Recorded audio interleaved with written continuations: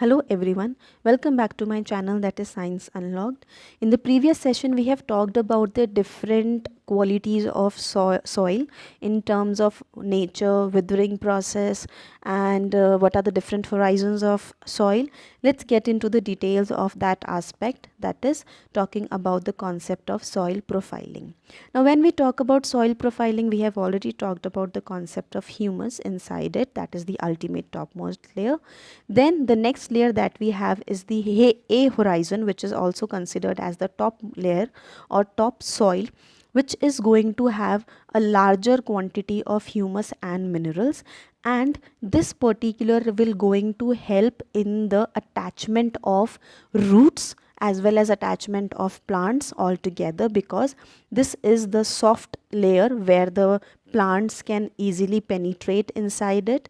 The different set of organisms which are the soil dwellers can easily stay inside it by digging into it, and it is soft because it has space inside it. It is porous, that is why it is soft in nature, and because it is porous, it is having a greater quantity of greater capacity of water retention into it, which also aids in to the factor that it helps in the proper growth of plants into it.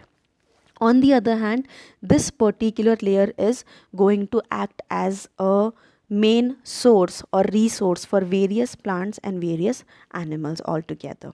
The next layer that we have is the layer that is the second horizon, that is also called as the B horizon, and the alternative name to this is the subsoil, or simply we can say that it is the middle layer of the soil. Now over here we will find that this layer will going to have larger quantity of minerals as compared to humus. So it simply means that you have to dig out to this layer in case you want to extract some amount of minerals from the soil.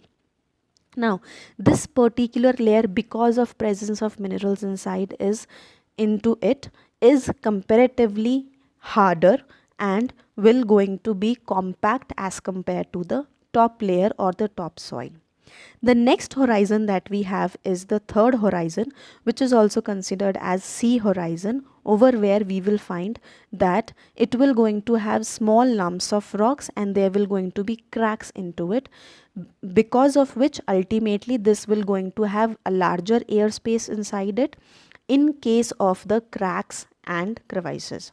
Now the end layer is the bedrock, which is the last layer, which is made up of huge rocks, and because it is made up of huge rocks, it is going to be very difficult to dig out anything over here, and it is going to be very hard.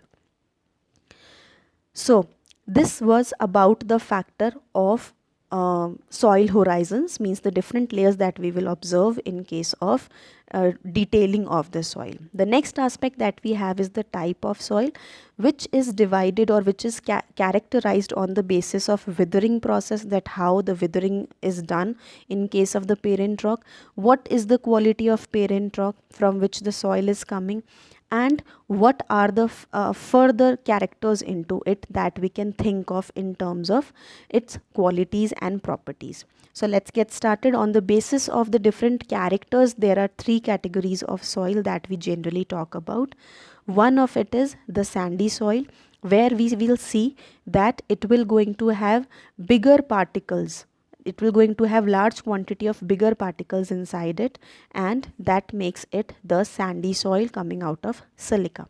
Now this particular soil is loosely packed, because of which there are going to be higher spaces inside it which will going to be filled up because of the air. On the other hand, because it have lots and lots of spaces inside it, it will going to have a poor ability of holding water, and ultimately it will going to be light in nature, so water will be drained out of it very easily because it has lots and lots of space inside it. The next that we have is the clayey soil, where we will find out that it will going to have large quantity of small particles, because of which they will be compactly arranged, and because of this thing what will happen, that there will going to be less space inside it, and ultimately this will appear that it will going to be, because it has it is compactly arranged, it will going to have larger space so that it can hold the capacity, hold the water inside it in terms of holding capacity. That is why it appears to be wet and it is comparatively less aerated, because water is taking up the space inside the particles.